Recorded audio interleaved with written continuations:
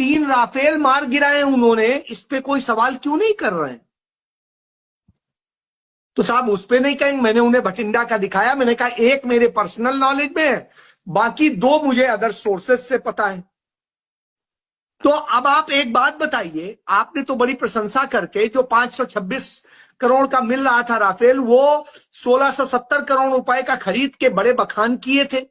دیش کا یہی میڈیا کیسے رافیل یہ کر دے گا، رافیل وہ کر دے گا، چین ڈر گیا، یہ ڈر گیا. اور اب کیا ہوا؟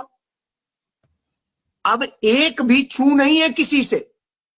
کوئی نہیں کہہ رہا ہے پمپور میں ملا وہ کیا تھا، اخنور میں ملا وہ کیا تھا، اور بھٹنڈا میں ایئر بیس کے پاس جو کھیتوں میں مار گرایا گیا وہ کیا تھا. کوئی نہیں. اچھا میں میڈیا کی استھتی دیکھ رہا ہوں، سب کو پتا ہے، وہاں اس میں لکھا ہوا بھی ہے، اس کے جو ملوا ہے اس پہ نام بھی لکھا ہوا ہے اس کا.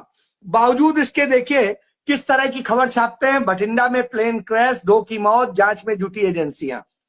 یہ دیکھیں انڈین ایکسپریس کیا لکھتا ہے، ان آئیڈینٹیفائڈ ایئر کرافٹ کریش ان ولیج نیئر بھٹنڈا ایئر فورس بیس.